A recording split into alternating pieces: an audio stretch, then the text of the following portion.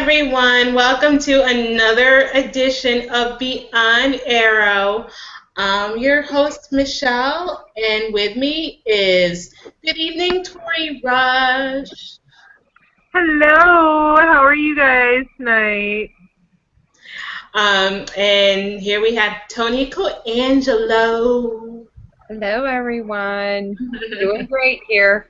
Yeah, we apologize. I know we're like 40 minutes late only because, as usual, for some reason, my computer and my internet does not like the time frame of when the show is supposed to air.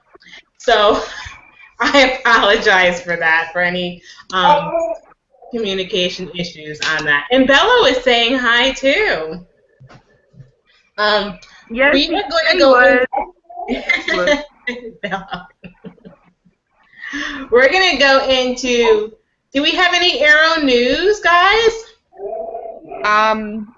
Just that I'm in total shock of tonight's episode. I know. Were there enough twists and turns in it already? Jeez. Yeah. It was amazing. Tonight's episode was good.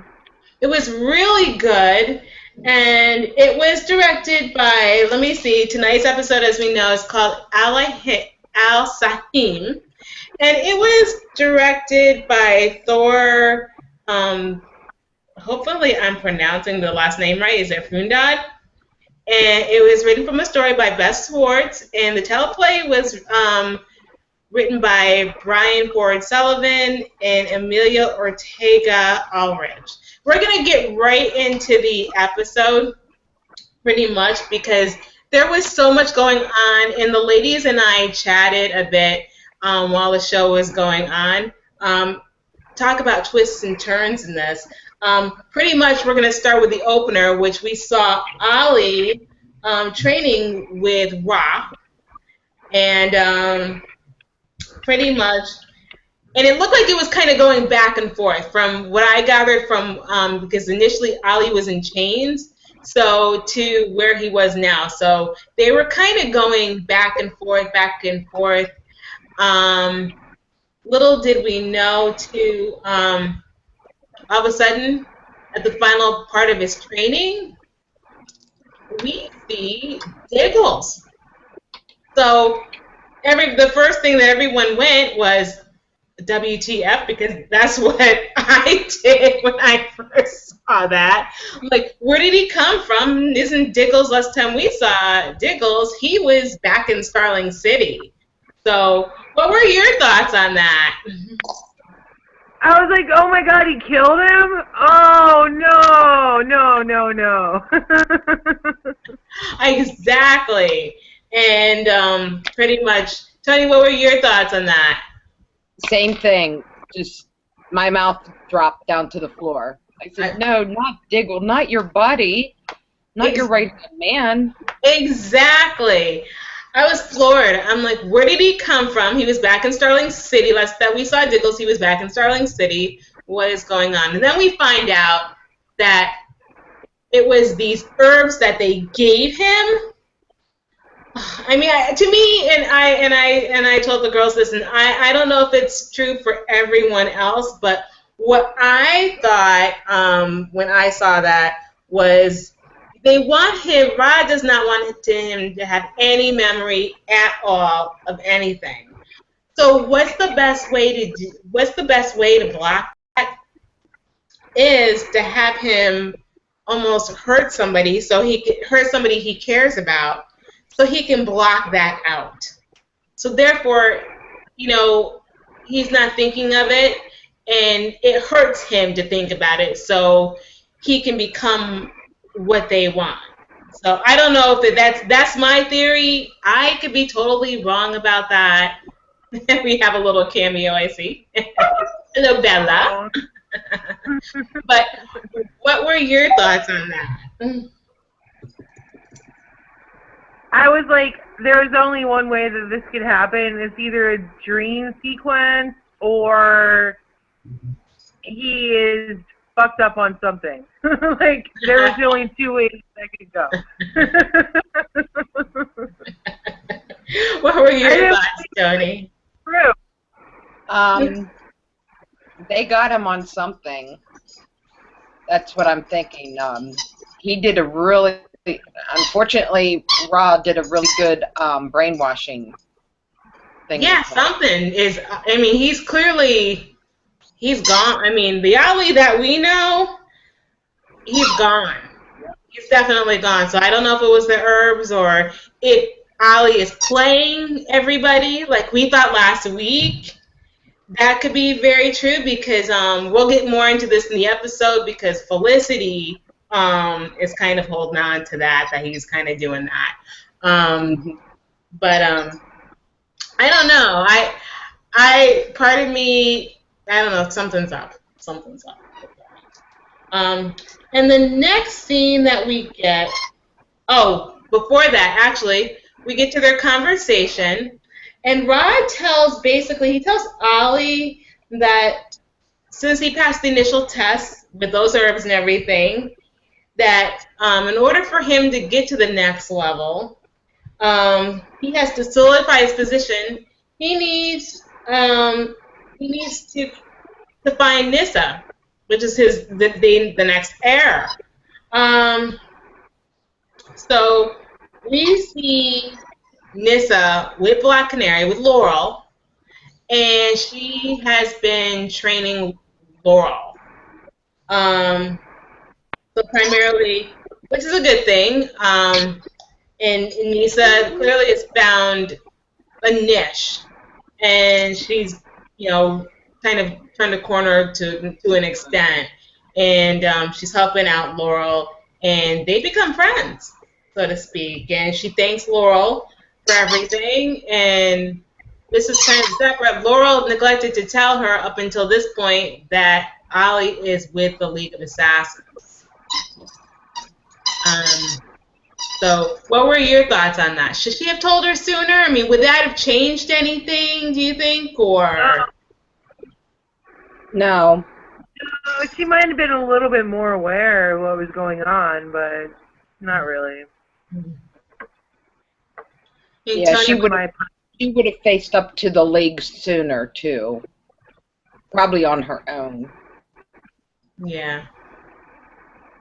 I don't know if it would have changed anything. I think she would have been with them and probably would have warned Ollie about what was the worst that could have happened with Thea.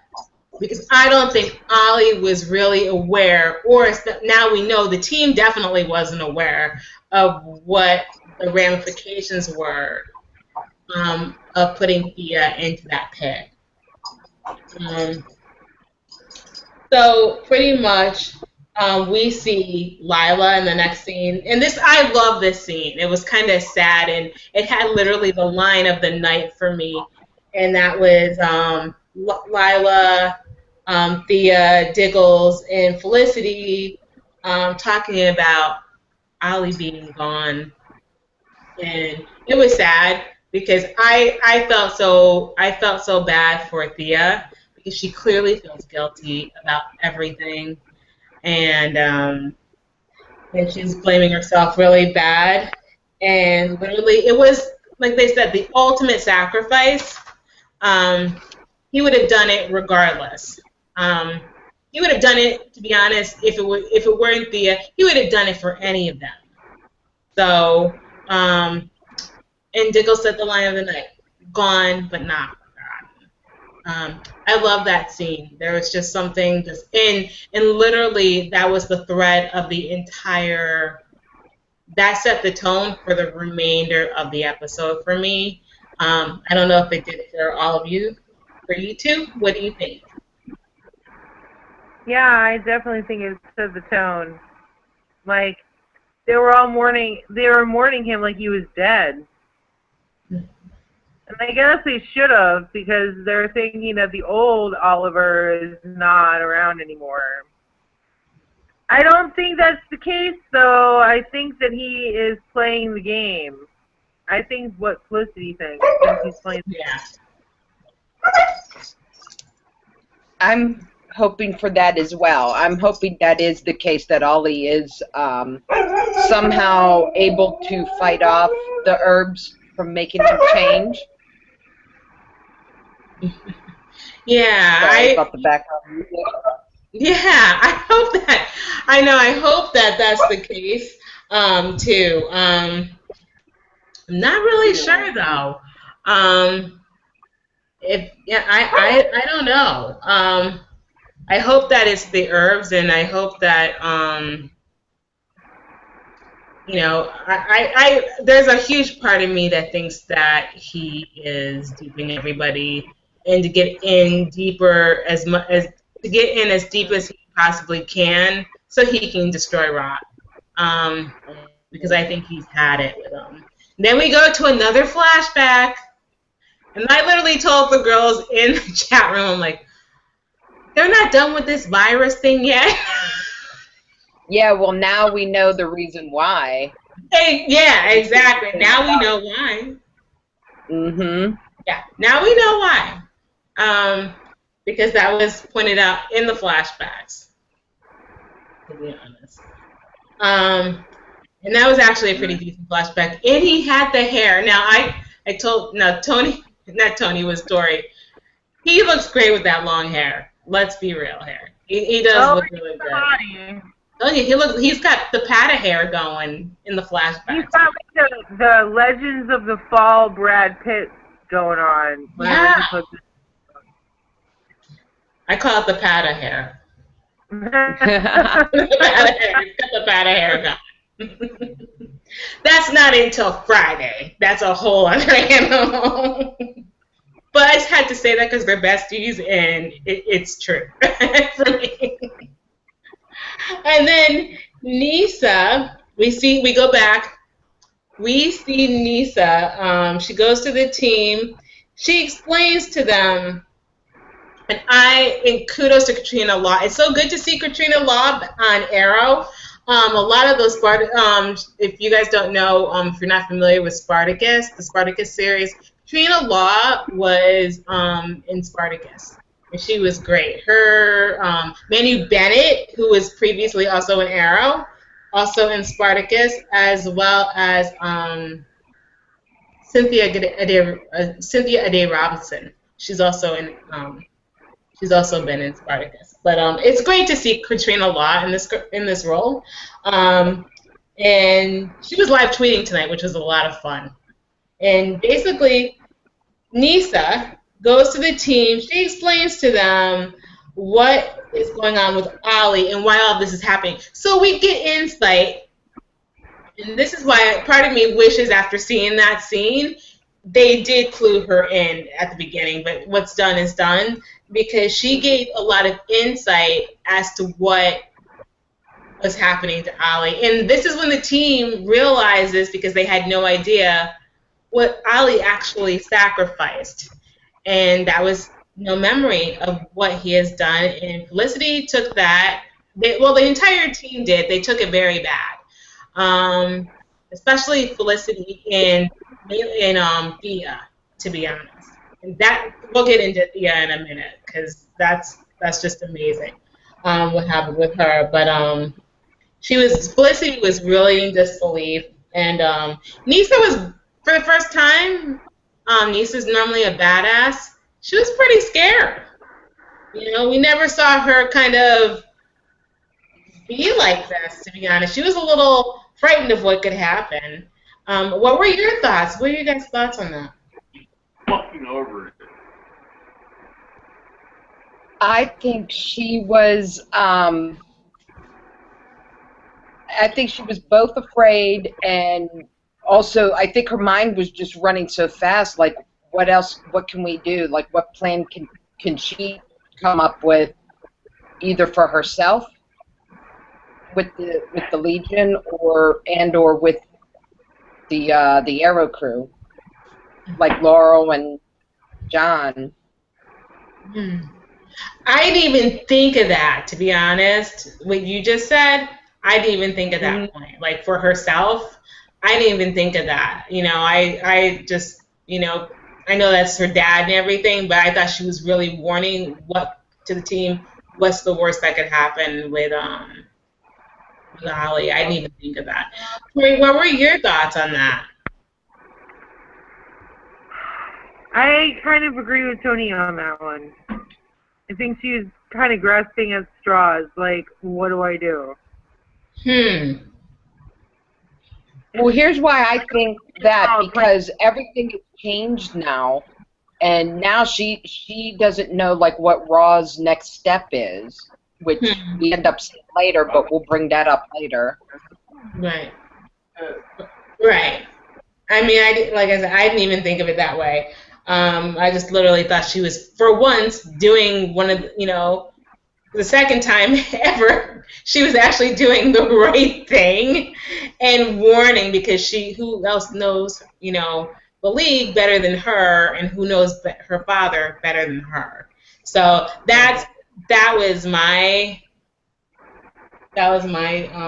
thinking on that. But then, the guy, automatically the team, because of what Nisa's done to all of them in the past, they're like, serve her up, send her, bring her back to the league. We can get Ollie back. And Laurel was like, no, she was torn. She's like, she's loyal for everything that Nisa's done for her. I mean, Nisa saved her life, so she's, she's being loyal to Nisa, and wants to help her out. And because Nisa's also training her at this point too, and also Laurel has a responsibility to the league. I mean, and to her duty to the league too. And it's causing, you can see it's causing a little bit of tension, and this kind of goes through throughout the episode too. And Dickles, like, he literally insisted, like, Felicity, there is nothing that will turn Ollie, against them. No matter what, nothing's going to turn Ollie. So, I mean, what were your thoughts on Laurel? You said it last week. She'll be back, and guess what? She was back. Like, I think that friendship is fake. I think Laurel's fake. You think the friendship between Laurel and Nisa's fake? You do? You think Laurel's fake?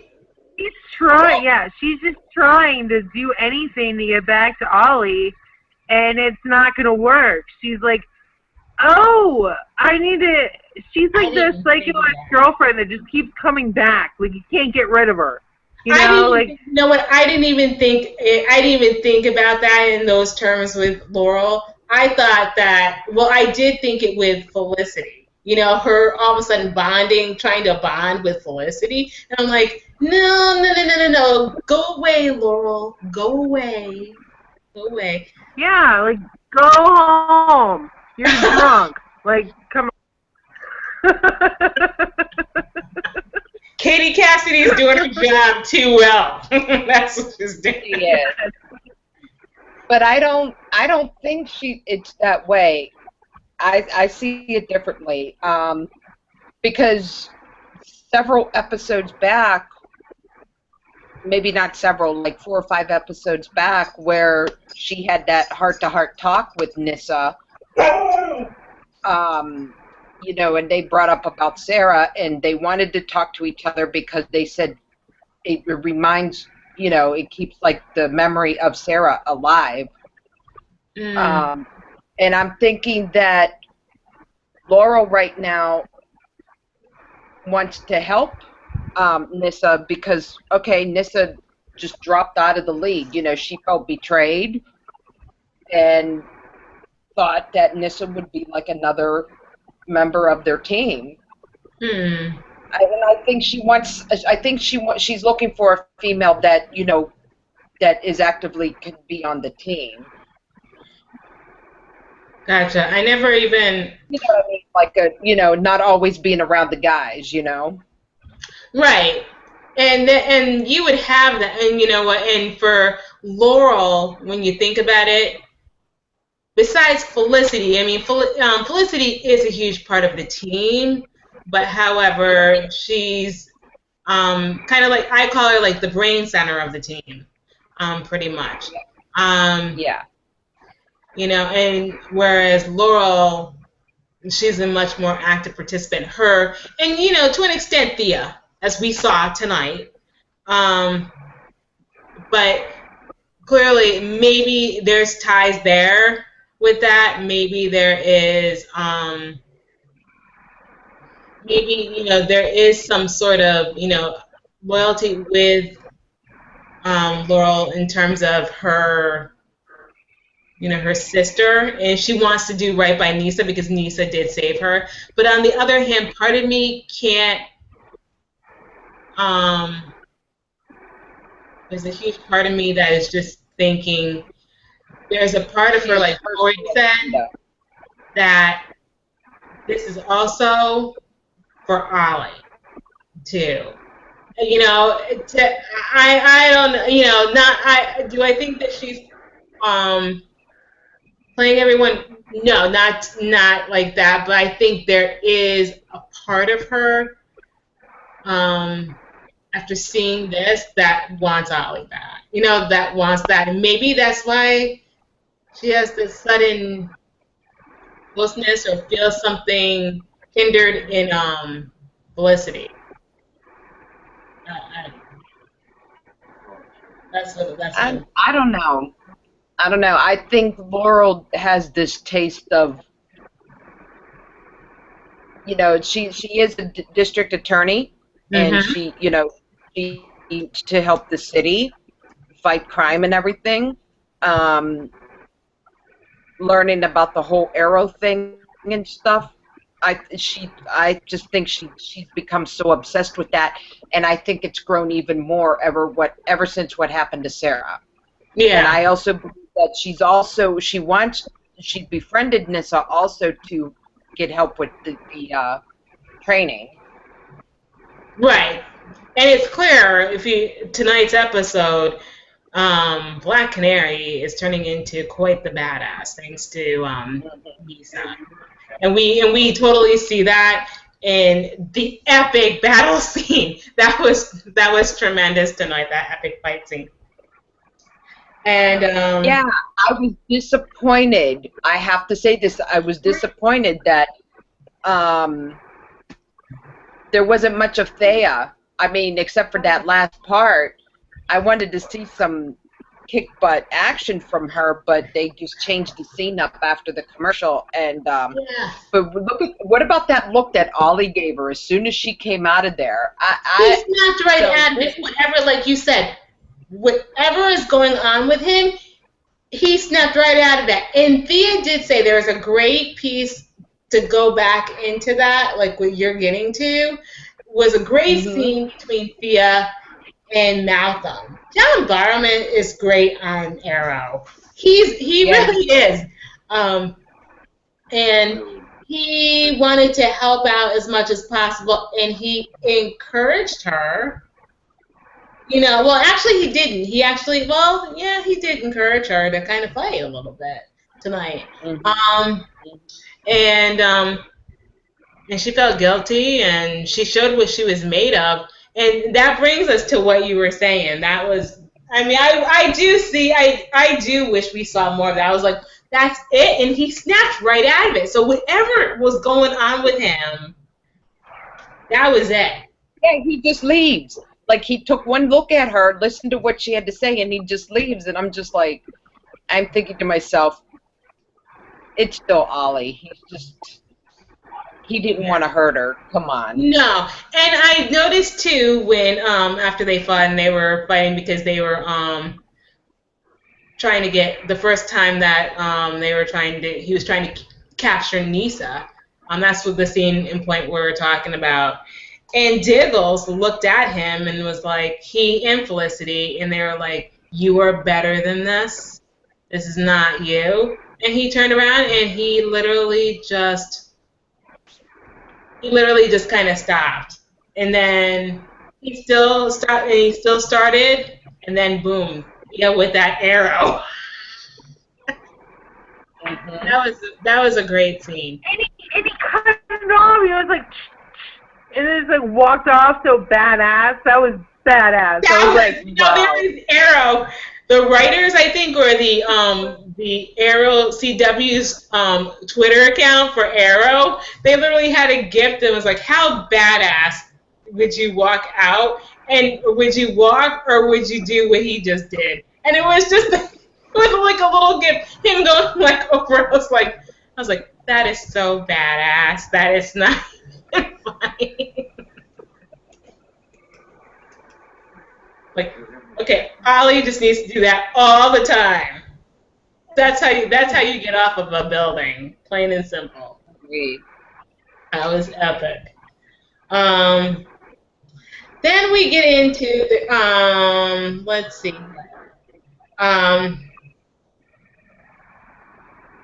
Then yeah, we get to let's see. I mean, and what I like too, Thea really understood, to go back to Thea, she totally understands about the brainwashing. And I think maybe, too, that's why she was able to connect to him. Maybe that's what it was. Like you said, maybe that was the trigger, you know? Yeah. I can see that.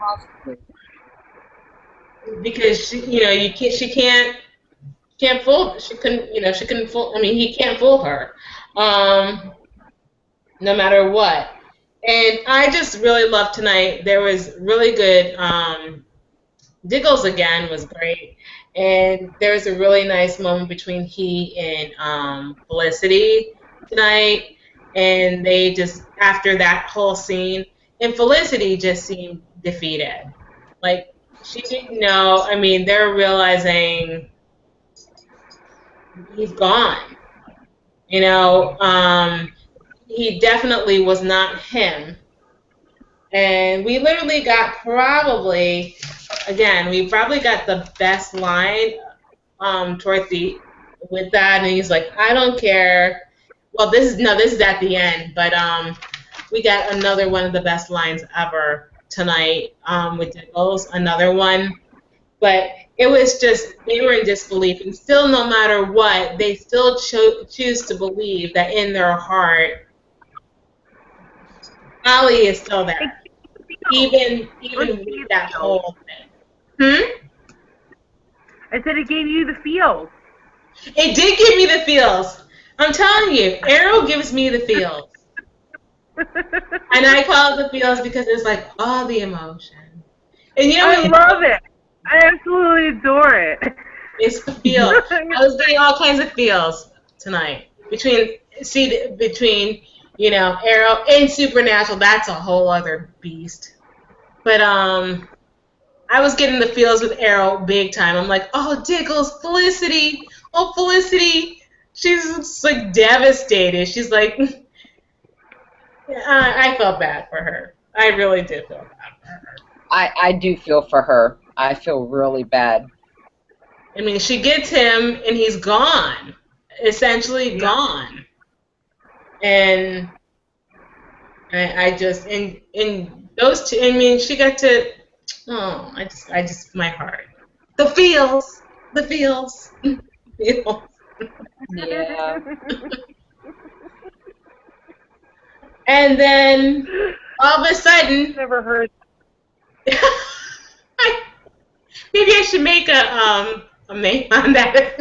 I just had to say that. Hashtag the feels.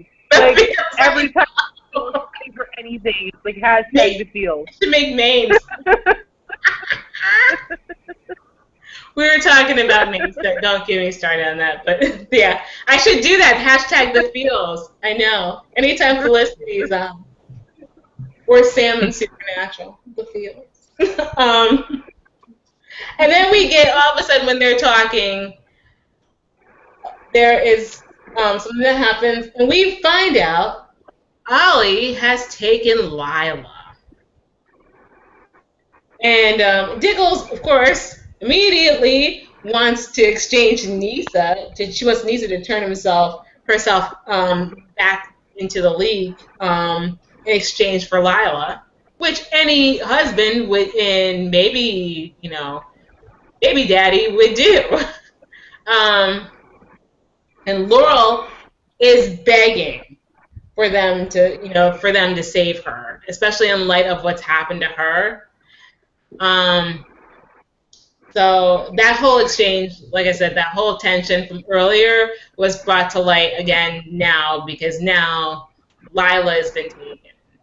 And we see a total different, and while this is going on, Ollie is not Ollie. He is just stone-faced. He is just deliberate. There wasn't any kind of characteristics. He was Ah-Sah-Him. So, what were your thoughts on that? If anything, I would have thought that he would have been, that was Diggle's weapon. I would have, I wasn't expecting that with him. With that, that was a twist for me, him doing that. But I guess too, when I just now thought about it, if he were going to show how badass he was, if he was playing, who else to take? Who would be better to take than her? Because then it'll rile them all up, and then they wouldn't. Well, I was going to say, I think that was Ollie's plan, and I'm saying Ollie. I call him. I see what everybody's saying now, because when I thought about it, I'm like, you know what, this would be perfect, only because Ollie, who else, would he have taken? If he had taken, it wouldn't have been believable if he were to take Felicity. It wouldn't have been believable, being that he just saved Thea, it wouldn't have been believable. Giggles, no. So who would be the next obvious choice? It would be Lila. Mm-hmm. So that would actually make sense. What, Tori? I said it would be Lila. Yeah. I mean, he needs to make a statement on how new badass he is and how he doesn't know any feelings and he's not the same person anymore. So that would be a dramatic way of showing his loyalty to the lead. Mm-hmm. Yeah. And who else but his best friends, but his right-hand man's wife. Yep. And she really just went off on him. It was like, why are you doing this? And da-da-da-da-da. And he was just not having anything. He could care less about what she thought. I was like, this is a different Ollie for sure. And then we get to the rooftop where the exchange between Lila and Nisa happens, and all of a sudden, just when you think that it would be just a routine kind of exchange, the team goes into kick-ass mode, especially Lila. Damn! I'm like, that was awesome. Where did guns? Where did she get those guns? I saw her pull out the 2 guns. I was like, yes. I'm like, where did she get those guns? This is great. She was feeling Diggle's where the hell? Were they in her sweatpants?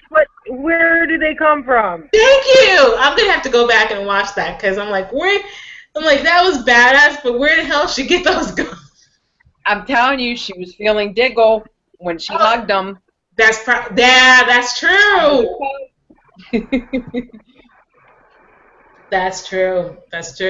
They were special agents. They know how to do that stuff. Yeah, that's another thing. That's true. That's baby's mama. And that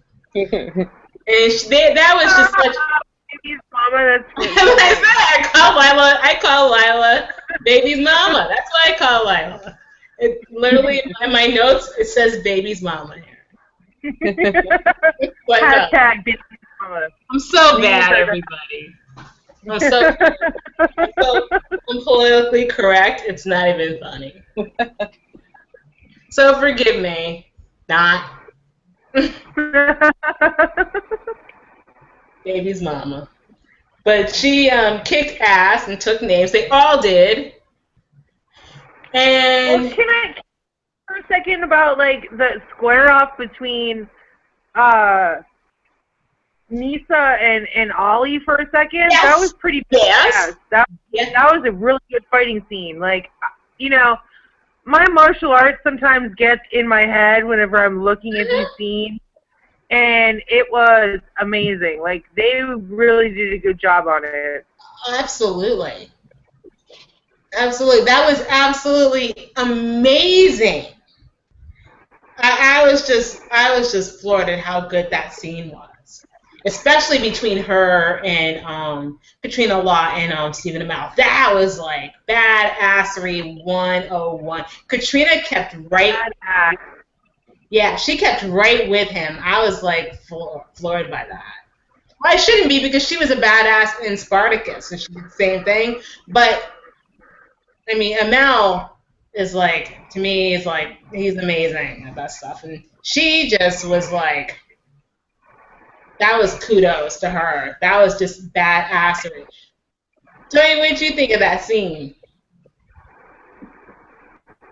It was just incredible. I was just in awe. Let's put it that way. Yeah, that was a really good scene. Mm-hmm. I was like, go snap. I was tweeting on the Indy Geeks Twitter account. If you guys ever want to follow, you can always on Tuesdays. I'm always on the Indy Geeks Twitter account. You can hashtag it Beyond Arrow at 8 p.m. Eastern Standard Time, and then I'm usually on at 9 o'clock for Supernatural, and I hashtag it for Beyond Arrow and Beyond Supernatural. And literally, I was talking to the fans, and we were all like, "Oh snap! This is badasser." It was like it was really great stuff. And then what we get, and then again, this is one of my favorite lines out of the night. This is the second favorite, and it's from Diggles, and he says, "I don't care if if the hood is black or green, you're still you." I love that because it was literally at this point where we see Diggles about to face off with Ollie, and when he says that. And that just brought back the entire, what we thought at the beginning of the episode, it kind of brought it full circle. It's like Ollie is meeting what he did not want to happen. It was like his greatest fear. But to me, that's why I thought his greatest fear, in order for him to forget everything, would be to face off against the one person who would have your back. And you would try to forget that in your head. If you had to try to remember something, that would be the worst thing to remember. You would try, if you would, that would be probably it. And if you had to meet your best friend or a loved one, and if you were trying to face off with them in some sort of way, in order for you to kind of block that and to become something else, that would destroy a person. So to me, that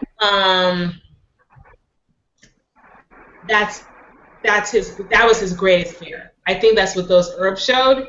His greatest fear is meeting Diggles or somebody close to him and having to face off with them because he could not handle that. And the result would be he would turn into another person. He would turn into Ah-Sah-Him. That's just me. Like I said, that's just my perspective on it. That's what I got out of it. Like I know that we got different things from. I think you're spot on. So I don't know. When I saw that, it came full circle for me. I don't know. I don't know if it did for either one of you, because it could have been something different, because everyone has different views on it. I agree. I feel the same way. Yeah, literally, that's at least for me. Now, watch next week. I could be swearing, and it could be a whole other different animal. With this show, show's crazy. Mm-hmm. But after Nisa is in captivity, we see Ollie's basically proven himself to Ra. He's about ready to kill Nisa. And then we get the third twist in this entire show. What the hell happened there? I had no idea. And I've seen people tweeting that What they were trying to make. like, people were tweeting this, and I'm like, what the hell? And Rob basically said he never wanted to kill Nisa. He wanted the families to be the ultimate superpower. He wanted them to merge. So he wants Oliver to marry Nisa. My mouth dropped open. My head hit the laptop. I'm like, are you effing kidding me? Because I wasn't paying attention to the spoilers or anything, or interviews. I was shocked, totally shocked by that third twist. Yeah. Never saw that coming. No, I didn't either. And then people were saying to me, yeah, you know, that would make sense. I'm like, no, well, it does make sense now that you think about it, yeah. But I didn't know, because I didn't pay attention to that. I didn't pay attention to the spoilers leading up to it. So it was, for me, a holy crap moment. I was totally not expecting that. And Tori, you weren't. I know you weren't. We were like, what the hell? Yeah, no, I was like, wait a minute. I thought that's what he wanted, and then he didn't want that. I was like, what kind of test is this, sir? Like Ollie was kind of like a robot too. He was like he didn't have any opinion on it. I was hoping that, I'm like, Oliver, snap out of it. You're really gonna marry this girl? Are you kidding me? Oliver, who are you in love with? Oliver. I'm just like, he's stone-faced the entire time. Just stone. He was impervious. Like, Oliver! I was screaming at the television. Yeah, like, come on. Come out of beast mode and let's do this. Like, dude, you gotta snap out of it. So that leads us to, I didn't write down these notes at the end pretty much, but it was basically it was the aftermath of what had happened, pretty much, with the crew. And Felicity is just devastated. Devastated because she now realizes her worst fear is true, and Diggles is beyond upset because he's realizing his friend is gone. His friend is gone. Yeah. Also, I want to add what Felicity is also facing with the truth, the actual, not truth, but I guess how do you call it? Like a prophecy of what Ollie said to her, that they couldn't have a relationship because of that life that he's got, not knowing he would be in that situation, but he knew. Yeah. Like, yeah. Yeah, I get what you're saying. I totally get what you're saying, and I just never. I kind of felt bad for her because no matter what, I think she wanted to beat the odds and just. I think. I feel really bad for her too. Maybe we could prove everyone wrong. Yeah. And I think how about I didn't? Yeah, but I'm sorry. I have to go to this part. Oh, sure. You know how Laurel told Nissa about, what happened to Ollie? Mm-hmm. Well, how about what they have found out at the end? I didn't think they were going to tell her this soon. I thought this would be like the next episode or near the end. Right. I wasn't expecting that. And that just put her over the edge. I thought they were going to save that for the next episode too, and I just literally am like, this is horrible. This is like the worst. Uh-huh. Literally the worst. And it rings true to what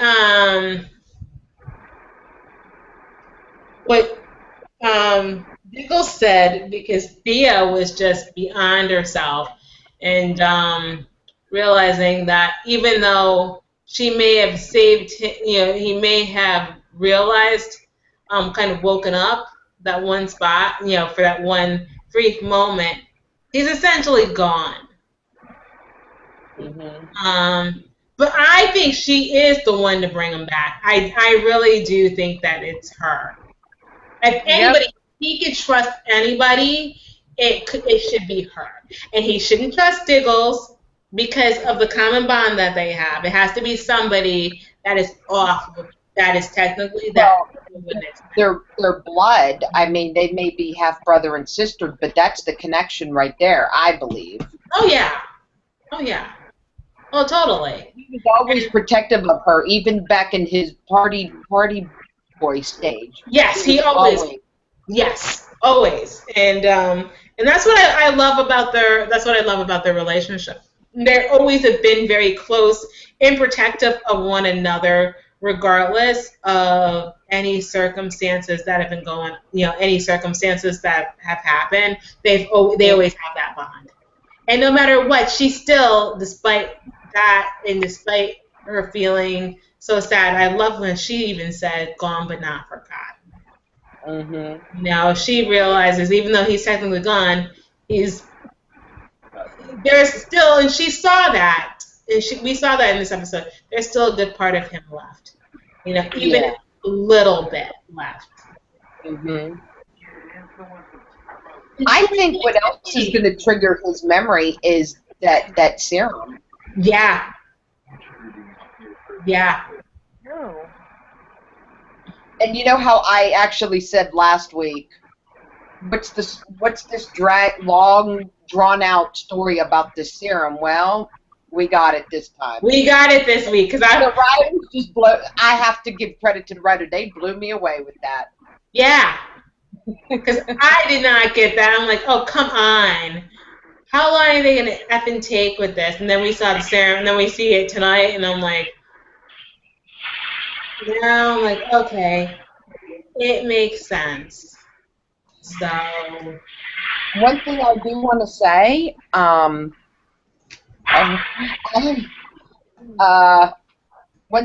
thing I got to say, I have this feeling that Malcolm Merlyn is involved with all of this. He could be. And you know what? Like I said, too, there needs to be somebody who, Ollie, if there is something else going on here, there is one person that Ollie is not close. It has to be somebody who no one is going to expect, that Ollie can confide in, and he would be the right person for that. Mm-hmm. Because, on the surface, Ollie hates him. He hates him. So, but we did see, and Tony, you bring up a good point, because we're going back and looking at previous episodes. There have been a couple of things that have not been on camera where they've taken each other aside and they've talked. Mm-hmm. Mm-hmm. I agree with that. Yep. So that it would play into that. Because if Ollie were going to be doing something so elaborate, he would have to trust somebody that no one would suspect. And who would suspect him trusting Malcolm, of all people? Yeah, I agree with that. Yep. Yeah. I mean, that's a good point, Tony. Mm-hmm. That's a good point. Then we're going to go into, I guess, and pretty much that ended that episode. I'm trying to see if I can, the CW didn't have, I was looking for the next episode. They did show it. I know they showed it. I'm looking on their site.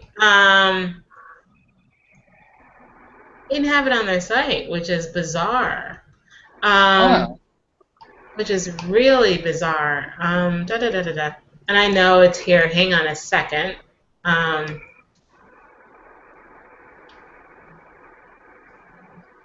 Yes, I know I saw it. And we only have 2 more episodes left. I know. I'm No. so bummed. Mm. I'm not ready. I'm not ready either because I know there's with Arrow there's gonna be this cliffhanger. Ollie is still gonna be. I forgot his They new always name. leave it. They always leave it like that too. Yeah. Yep. I mean, For writers. and I'm just looking. So they don't have. I'm just looking for the next episode because this is really bothering me.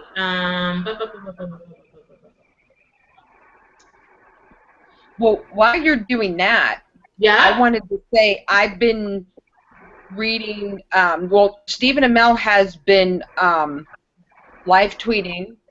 Yes. For the East Coast side, and I like what he says. Like some of his quotes are pretty good episode for Darth Oliver.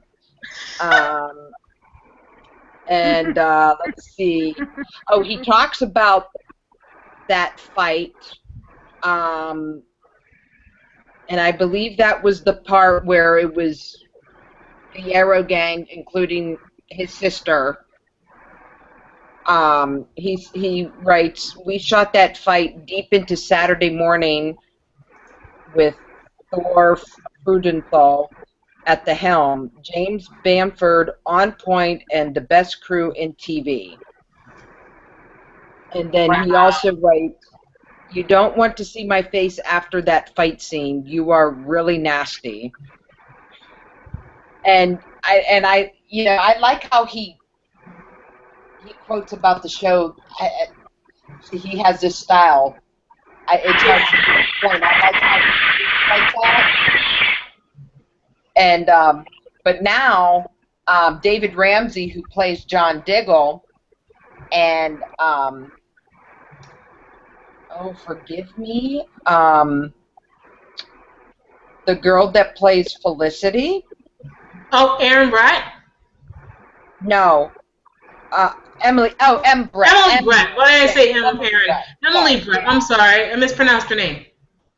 That's okay. Now they're live tweeting, and I think they're little comedians because, well, Stephen Amell is serious with his tweets, but David and Emily are hilarious. All they're talking about is the scarf that he wore.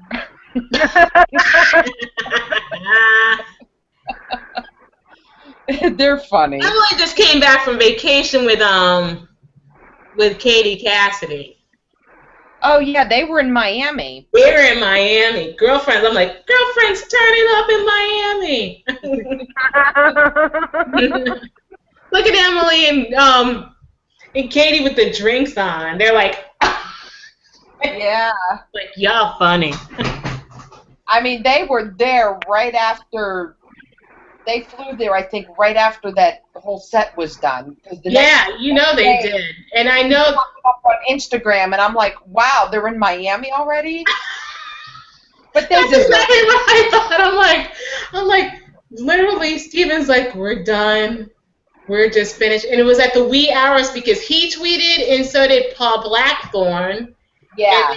And meanwhile, Katie's like, like, I'm in Miami, bitch. Like, girlfriend. She's like, her own name, and Emily's like, woohoo. I'm like, Emily. Like, y'all went right there. No judgment. No judgment. Hey, I have a good question. And remember, we were talking about the Arrow and the Flash. Mm-hmm. And remember I said how it looked like things are going to go down with Dr. Wells, and I'm seeing like there's that crossover again coming up. Yes. And you see Ollie as Ollie, the Arrow, is that time thing is that going to happen? And you think it's going to happen with Ollie's hometown? I think the whole thing is going to be changed. I think time is going to start going back. He might not be Ah-Sah-Him. Oh. When is that episode? You know what we should do? We should probably do a special Beyond Flash, a Beyond crossover, because I think so. A Beyond Flash and a Beyond Arrow, because that's a good point, because I do wonder what's going to happen with that. I do too. That's great. He does show up in those previews. Yes, where both teams get together to go after Wells. Unless that's going to happen, I have a feeling like part of it's going to happen towards the end of the season, because there's only 2 episodes left, and then the rest of it will continue on in the fall. Yeah. When is the Flash's Tuesday at 8 Eastern time. Oh. Yeah. It's the same. It's just the day before Arrow. Yeah. Right. I know it's the day before Arrow, but I said, when is their season finale? Oh, okay. I thought it was very similar to the Arrow one. I think it is. I think it is. That's why I was just. That's gonna be crazy. Yay! And I do have the preview for next week. So Yay! I'm going to share it. And it's entitled, This Is Your Sword. And here's the extended promo. Here we go. You get used to food odors in your car. You think it smells fine, but your passengers smell Pick 'em this. up. Eliminate the prosciutto nose bullet tube for up to 30 days. After this commercial. Smells nice. So you and your passengers can breathe happy. He's dead. He's changed. He's under some sort of late vibe. He's like. What's going on? Well, Did this just freeze? What is it you wish me to do?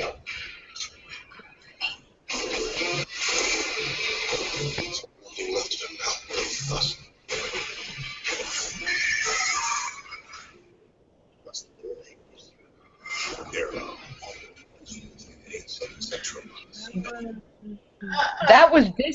That was tonight's episode. Was it? And it said, this is your sword. Hang on a second. That was. Give me a second, y'all.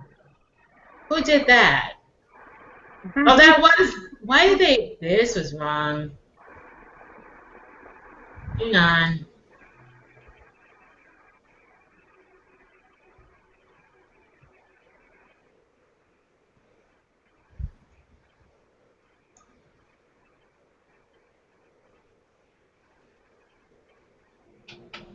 You will marry my daughter, and then you will fly to Starling's. Oh, here we go. This isn't going to be easy for all of you to believe. Surrender or die. Okay. I found the right one. Sorry, guys. Yay! No problem. Okay, let me replay it.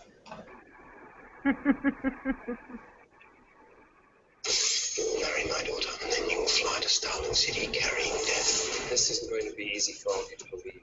Because you're wrong. Surrender or die.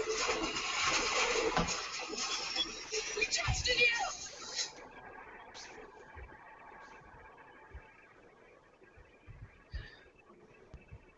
Okay, this dress.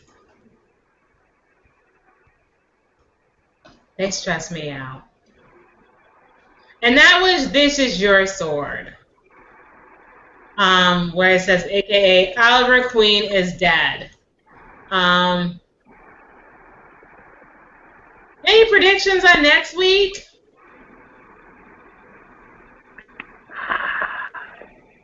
Considering it's so close to the finale, I really don't want to say anything because anything could happen. Like, that's what happens during the finale, like the first 2 episodes of any finale. No, I agree. I'm scared to actually say anything. My only thing is that I sincerely think that Ali is playing everybody, and he's doing this in order to defeat Ra. I just think he's going to go in as deep as possible. Then again, who knows at this point? Because we're 2 more episodes until the season finale. I'm so sad. Me too. Me too. Oh. Do you have any predictions, Tony? I'm just gonna. Well, I don't want to say anything either. Just like Tori, I agree, but my gut's telling me that time warp thing with the Flash. I think it's gonna have some kind of effect with Oliver's location as well. Yeah, like the fact that they brought up the virus, we didn't talk about this very much, but the flashbacks keep going back to the virus, and at the end of the episode, he shows him the vial that the virus is in. He was like, does this bring up any memories? I think that it's going to have a significant role in the finale. That's my opinion. Yeah. That's a good point, too. I agree, yeah. Yeah. I wonder if that'll even play into even next year, even, too. Yeah. It's definitely going to do that. And this whole marriage thing. I'm so stunned about that. I have no words. My mouth is still on the. I think that's gonna play into it too, and I literally thought last week the triangle was gonna be Laurel and Felicity and Ollie. No, that just blew that out of the water. I think Nisa will now. Because you know what? Hate to say it. He and Nisa, they're 2 peas in a pod. Yep. Yeah. They're like in a lot of ways. So. One girl, 2 teams, more men. I'm just checking to see if there's any. We do have. I know that Steven is still filming Teenage Mutant Ninja Turtles. And I meant to say this last week because we meant to talk about this. Steven has a new show called Dudes in Wine Country. Mm-hmm. And we need to spotlight that a little bit. Basically, and it's literally, if you guys aren't familiar with Dudes in Wine Country, it is hysterical. Pretty much follows Steven and his friend. I think a couple of friends, actually. I have to finish looking at the one episode because I didn't have a chance to see all of them. But basically, Dudes being Dudes in Wine Country. And they do have a Facebook, and we'll put that on our Beyond Arrow Facebook page. You guys need to like that. You guys need to like that. Please like our Facebook. Oh, yeah. And check out the Knocking Point Wine page. They do have a website for it. Over the holidays, I saw the gift baskets that they were selling. They sold out quickly. So did they really? Yeah, they did. I couldn't get a set for myself. So I'm saving up for that. They'll have like new created ones for the holidays, but keep checking like between September, October, maybe November, because it'll be gone. It was gone in November. Wow. Yeah. Yeah. And you guys too. I'm on this the dudes being dudes in wine country, and it's so great that they're that Steven and his friend are doing this, and it's literally their journey into making this wine and going on this trip, and you guys can watch it on YouTube, Google Play, and on iTunes. So definitely follow Dudes Being Dudes in Wine Country, and it's some fun stuff. Steven is a pretty cool dude. There was one other thing too, because Tori and I were looking at this, and we wanted to. Speaking of, Steven has a winery, like Tony said, and it's not is what's it called again? It's Knocking Point. Knocking Point. Why did I get Knocking Stone? Knocking Point. And they have an upcoming event coming up. I wanted to point it out. They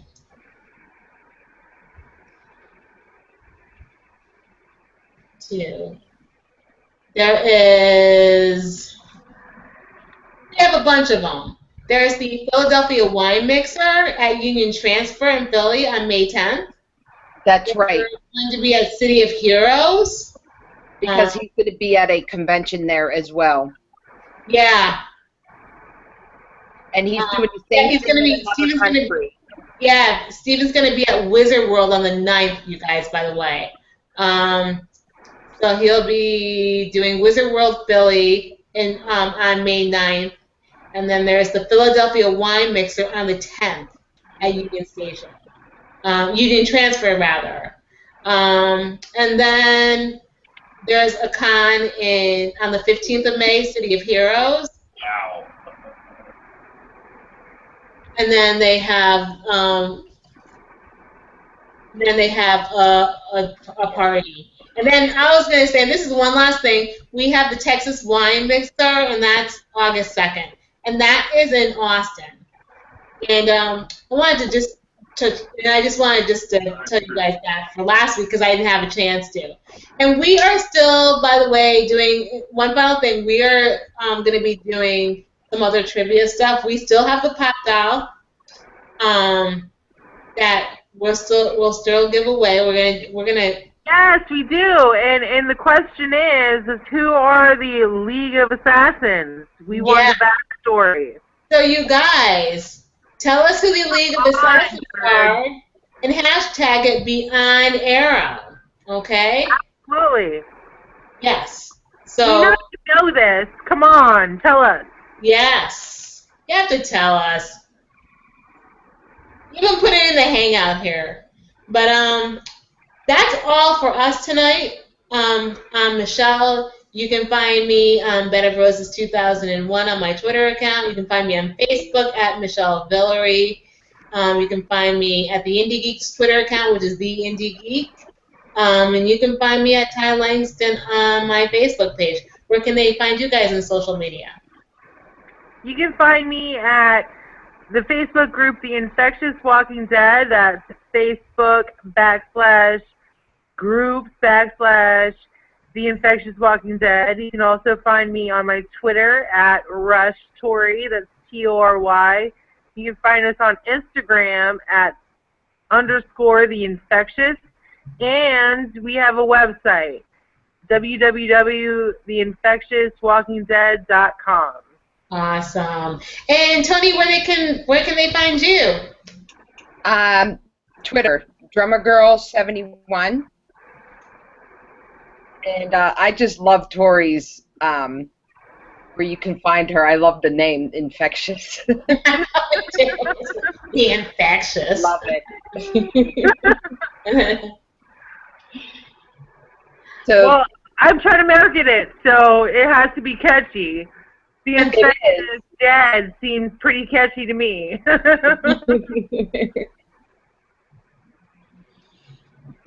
Alrighty.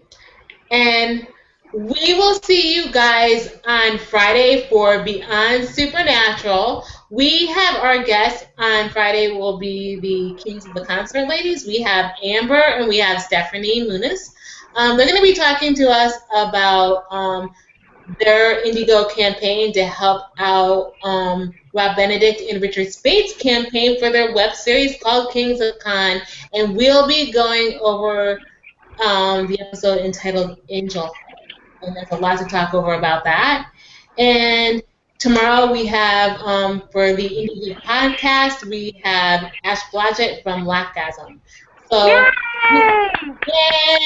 Indy Geek is back tomorrow. So, on behalf of Indie Radio, everyone have a great night. We will see you tomorrow. Good night, guys. Good night. Night.